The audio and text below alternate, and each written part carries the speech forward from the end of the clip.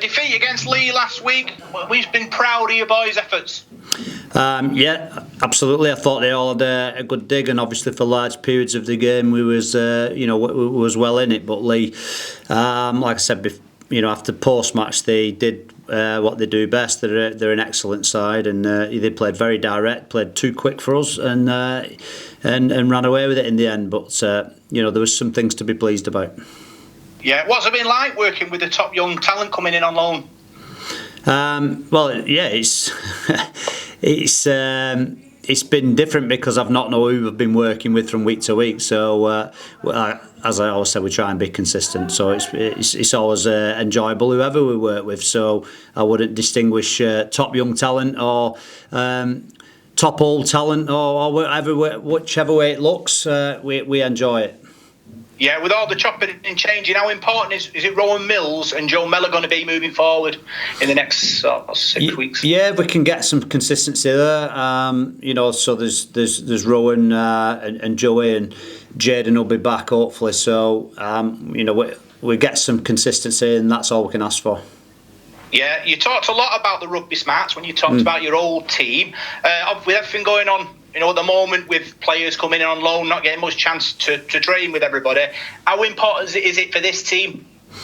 Yeah, but again, people like Rowan Mills, he's a footballer, isn't he? He's a rugby player, so they'll bring that. Joey brings that. When Jaden comes back, he'll bring that. So yeah, we're getting that more of that in the team. I guess it's experience and that know-how. So yeah, it's obviously important in any team, whether you're a settled squad and you've built a squad, or whether you've been put together week by week. It's an important commodity.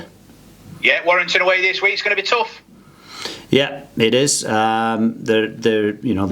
got a team full of stars, as we all know. So yeah, we've got to deal with quite a bit of firepower, and I guess there's some warning shots against Leigh in terms of ruck speed and playing on the front foot, and if we allow that sort of space to Warrington, then they can be quite damaging. So yeah, they're a great team. Yeah, final one for me. The supporters were fantastic at Leigh last week. You're hoping for more of the same against Warrington? Well, they've been fantastic every week, so I would never ask for any more from our supporters. I just think that like we try to be, they've been consistently brilliant from the get-go. So we know what we're getting with them, and they've been unreservedly fantastic in the support. And I thought last Friday in particular was it was definitely an emotional night. Actually, it really touched the players and myself and the staff. It did get a lump in the throat, that's for sure. Brilliant, Paul. Good luck. Thank you. Hello, Paul. Hi, mate. It's Alex. Hi, hello. Just going to check on the squad. How is it looking for Friday night, please? Yeah, similar to last week. So. Yeah, it won't be too different. Jaden and Nicarima will come back in and into the squad, so I'm not sure whether he'll play or not. We'll make a later call. But I guess just on Jaden, having a player of that quality, if he doesn't make the matchday squad, but having him around, and then being near close to full fitness must be good. Yeah, I mean, he's been around for, all the time, because he's only had a fracture in his arm, so he's still been able to run. He's been on the field. He's been in and around, and a familiar face and one of quality. So yeah, absolutely. Finlay Yates though, serving a 3-match ban. Just wondered if you had a reaction to that, please. No, he's knocked out anyway, so he would be unavailable anyway. Obviously, the point system determines that with the grade B, he's accumulated too many points, and he gets the ban that the rules state. So I've got no reaction really. You mentioned to us that after the league game that a bus driver could have done your job because it wasn't coaching. I just wondered, has that changed a little bit this week? Have you had a bit of time to work with the squads? Yeah, we have, and it's so whilst a couple of players will turn up on match day, most of the team have been together for at least one session. So yeah, I've enjoyed this week. We've we've had to, been able to put some layers in and do a little bit of coaching. So it's been good. And as you sort of alluded to with Rob, it being some young players in there as well. I mean, you are a coach. It must be nice to kind of work with some youngsters. Absolutely, and as I've pointed out week by week, if we can facilitate them on their journey, however that may look and wherever it may take them, then that'll be that'll be a privilege and something that's rewarding, fulfilling for us as staff. So that's important to us, and we certainly enjoy working with these young people and getting that I guess relationships and partnerships on the field. I mean, what's the question? So I mean, just in terms of like you're having a bit more of a chance if it is a similar squad to develop those relationships and work on things. Yeah, I mean, we as a club we're pretty good at fostering a kind of team spirit really quick and a common ground. So the more time, the better and the stronger that gets. And we've felt that a little bit this week, that the shared objectives, the common goal, and the relationships have just grew a little bit, and everybody's had a smile on the face. So there's a little bit of a carefree attitude, which is what we want and what's understandable in the circumstances. So it's like I said before, it's been an enjoyable week. And you've got two players from Wakefield on a month loan, Jack Croft, who we haven't seen yet, but I want to just ask you about Neil Tchamambi, who impressed, didn't he, against Leigh? He did, yeah. He's been playing a lot of rugby for Goole. He's a Wakefield player. He's obviously a good athlete, and like many of the young lads, they have their opportunity to shine, and he certainly did that. So, yeah, he was good, and he'll, we've got him again, so he'll get another opportunity to shine. Good in the air as well, under the high ball, wasn't he? He was fantastic. Yeah, he took a couple of short dropouts, and it was really good. And just finally, I suspect I know what you're going to say back to me, but I'll ask, have you had any contact with the owners, and do you know if payday will be met this week? Yeah, revert to point one of Harry's pre-chat. No politics, please. Thank you. Fair enough, mate. Just good luck on Friday. Thank you. Thanks, mate. I was just asking, which of the loan players you've definitely got for this week? Mate, we'll look at the squad and you'll be able to work it out. Dead simple. Okay.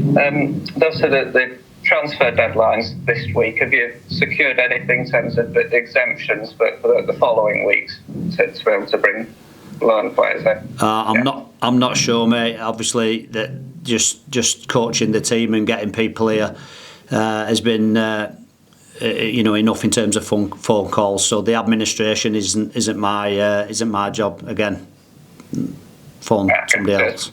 Yeah. Yeah, just a really quick couple, please, if you don't mind, Paul. Yeah, no worries. Just in terms of Warrington, you gave him a good game at the beginning of last month, didn't you? And obviously, they wobbled quite badly last week at Huddersfield. They got turned over second half there. Just with the lads that you've got, like Rowan Milnes, Nick Arima, Joe Mellor, does that encourage hopes that you can really give them a game and maybe potentially turn them over this week? Well, as always, want to put our best foot forward. I think having continuity of some familiar faces is really helpful.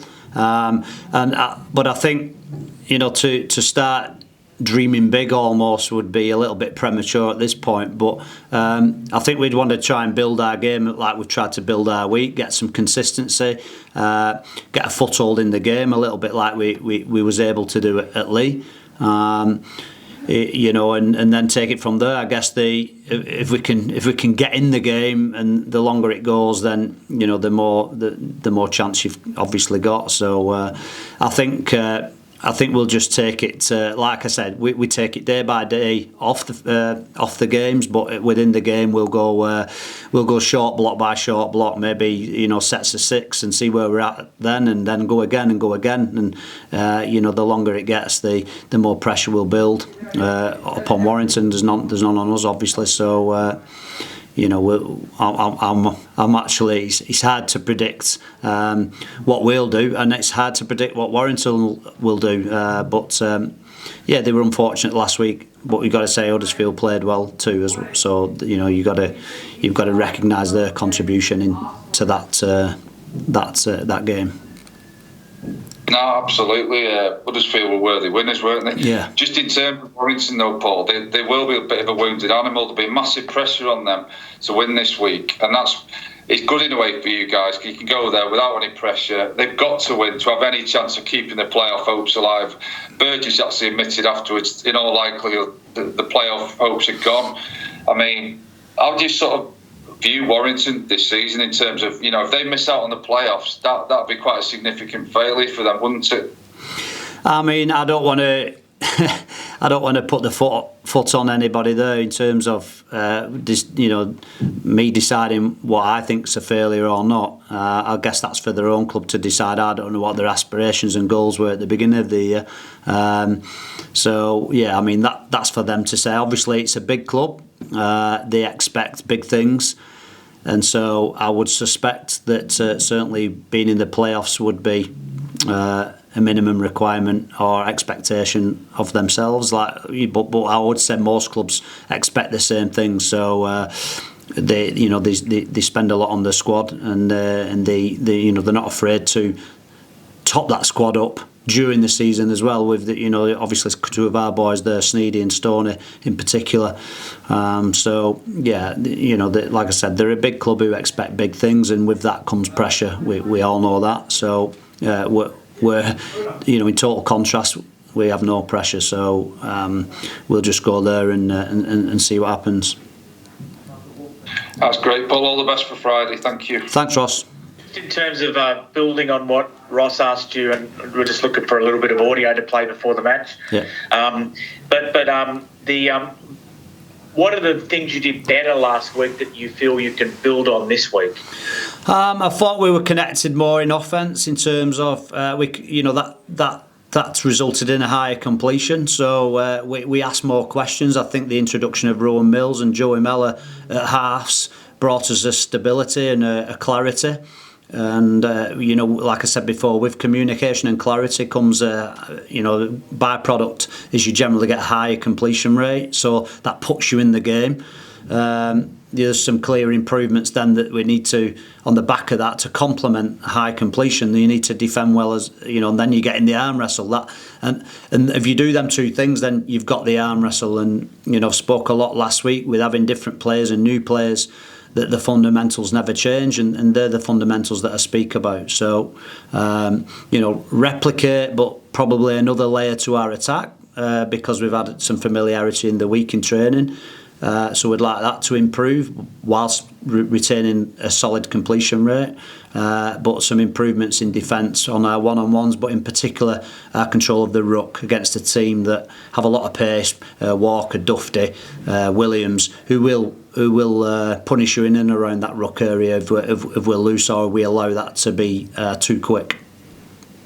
That's fine, mate. You can send us a co-commentary invoice for that one. Thank you. No problem. Paul, the RFL announced today that 12 teams have expressed interest in being a Super League, in applying for Super League status next year. Hull FC have announced that they're going to be making an application. Are you one of those 12 teams? I wouldn't know, mate. I wouldn't know. Again, it's a question for Paul King. You needed to do 2 press conferences, one for administration and politics and one for coaching, and that's in the coaching bracket. Do you believe that Salford can be a Super League team next year? Do I believe they will or can't? Probably, again, 2 different questions. Salford is a city, it's a proud city with money. Then, I guess you'd have a very strong argument as to why it should be. Without money, then you'd have a strong argument as to why it shouldn't be. It's really simple.